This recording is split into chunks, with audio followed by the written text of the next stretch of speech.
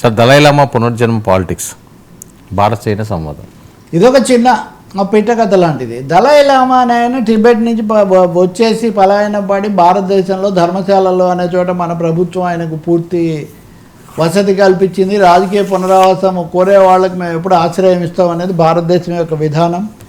ఆయన ఎప్పుడు చైనాకు వ్యతిరేకమే. అందులో ఇంకా టిబెట్ నుంచి వాళ్ళు వచ్చిన వాళ్ళు టిబెట్ చైనాలో కాదు, అది ఆక్రమించిందని వాళ్ళు చెప్తుంటారు.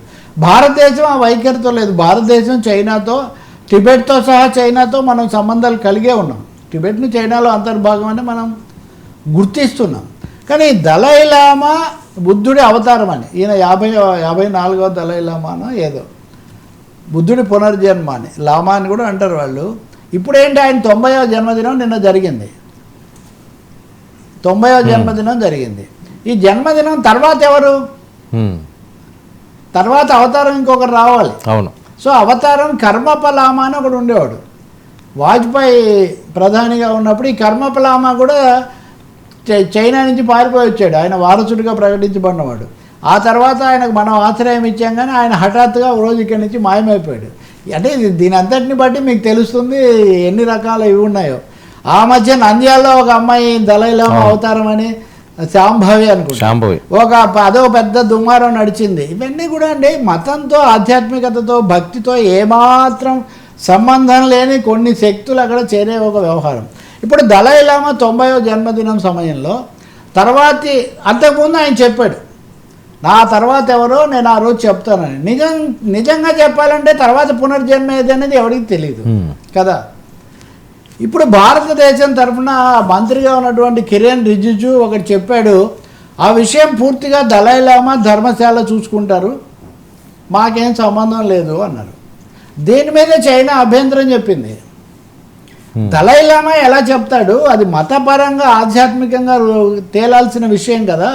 కాబట్టి దలైలామానే ఎవరిని నియమిస్తే వాళ్ళు తర్వాత వాళ్ళని మీరు చెప్పేది అది సరికాదు అని. సో ఇక్కడ భారత ప్రభుత్వం కొంచెం సున్నితమైన విషయం ఇది.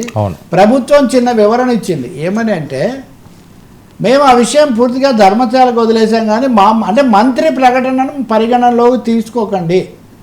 కిరణ్ రిజిజు ప్రకటన ఏదైతే ఉందో దలైలామా నిర్ణయిస్తారన్న దాంతో వీళ్ళు విడగొట్టుకున్నారు.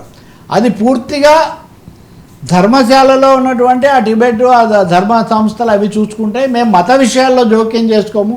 మొదటిసారి భారత ప్రభుత్వం ఒక మంచి కీలక ప్రకటన మోదీ ప్రభుత్వం నుంచి, మేము మత విషయాల్లో ఎట్టి పరిస్థితుల్లో మేము జోక్యం చేసుకోము, వాళ్ళు నిర్ణయించుకుంటారని.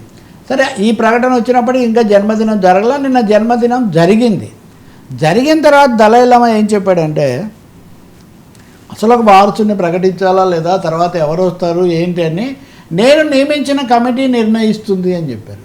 కమిటీ నిర్ణయించడం ఏంటంటే, ఒకవేళ నిజంగా భక్తి ఇవన్నీ చూస్తే చైనా వాళ్ళు ఏమన్నారంటే, బాబు మా దేశంలో 1200 బౌద్ధ శాఖలు ఇవన్నీ ఉన్నాయి, ఆరామాలు, ఆశ్రమాలు, వాళ్ళ రూల్స్ వాళ్ళకు ఉంటాయి, ఒక వ్యక్తి నిర్ణయించడు.